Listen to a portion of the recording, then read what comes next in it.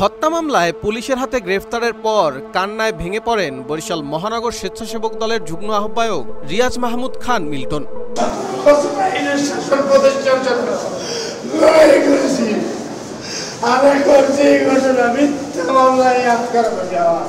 বরিশাল মহানগর স্বেচ্ছাসেবক দলের সাবেক সহ সাংগঠনিক সম্পাদক লিটন শিকদার ওরফে লিটুকে প্রকাশ্যে কুপিয়ে হত্যার ঘটনায় বরিশাল মহানগর স্বেচ্ছাসেবক দলের যুগ্ম আহ্বায়ক রিয়াজ মাহমুদ খান মিল্টনকে গ্রেফতার করেছে বরিশাল বিমানবন্দর থানা পুলিশ।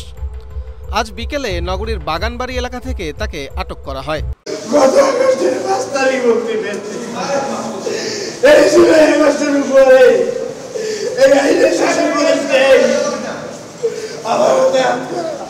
গত ৩১ জুলাই সন্ধ্যায় পূর্ব শত্রুতা ও পারিবারিক দ্বন্দ্বের জেরে বরিশালের কাশীপুর ইউনিয়নের বিল্লাবাড়ি এলাকায় নিজ বাসার দরজা ভেঙে লিটুকে ঘর থেকে টেনে হিঁচড়ে বাইরে এনে ধারালো অস্ত্র দিয়ে কুপিয়ে হত্যা করে সন্ত্রাসীরা। হত্যার পর ধারালো অস্ত্র দিয়ে লিটুর শরীর থেকে তার হাত বিচ্ছিন্ন করে দেয় হামলাকারীরা।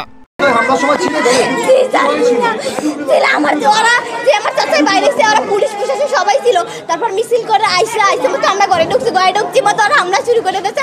ঘরে ঠাই গ্লাস বাইন করা, ঘরের মধ্যে ঢুকে আমার চাচারি কোপাইছে, ইচ্ছে মতো কোপাইছে, আমার পুকুরে চাচারি সব বাইরে মারছে। আমরা দুই বোন, আমার ছোট বোন ছিল, ওরে ও আর আমি পলাইছিলাম, তারপর আমাদের ধরতে পারি না, ওকে মারছে ইচ্ছে মতো একটা মহিলায় ধরে আমার মাথা মতো বাসায় মারছে ইচ্ছে মতো, আমার মাথা মতো মনে হয় ফেটে গেছে, আমি দেখি নাই। তারপর আমি আমার চাচার আমি ধরাই ধরছি যে মায়ের না আমার চাচার জীবনটা ভিক্ষা এমনি তারে, তারপর আমার চাচার জীবনটা ভিক্ষা দিল না তারা।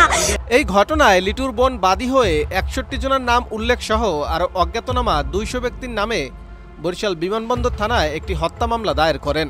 হত্যাকাণ্ডের ৬ দিনের মাথায় মামলার অন্যতম প্রধান আসামি বরিশাল মহানগর স্বেচ্ছাসেবক দলের যুগ্ম আহ্বায়ক মিল্টনকে গ্রেফতার করে পুলিশ। গত ৩১ তারিখ যখন মিল্টনের নেতৃত্বে জাকির, মিলন সহ সহযোগী লোকজন এবং এলাকার কিছু লোকজন তো লিটনের পরিবারের উপরে ক্ষিপ্ত হয়, মারধর করে অগ্নিসংযোগের ঘটনা ঘটায়।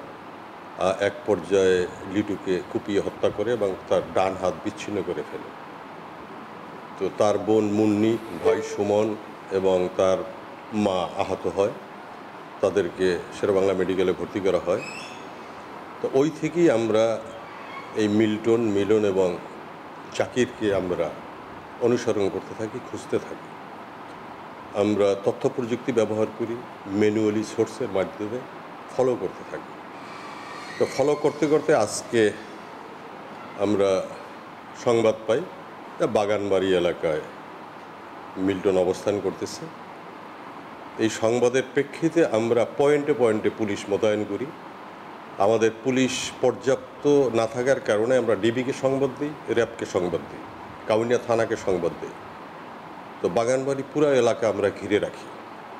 তো পরবর্তী পর্যায়ে বিভিন্ন ঘর তল্লাশি করে মিল্টনের ফুফা খালেকের বাসা থেকে মিল্টনকে 3:30-4টার দিকে গ্রেপ্তার করা হয়। মিল্টনের বিরুদ্ধে কাউনিয়া থানা, এয়ারপোর্ট থানা সহ সর্বমোট 16টি মামলা বর্তমানে চলমান আছে।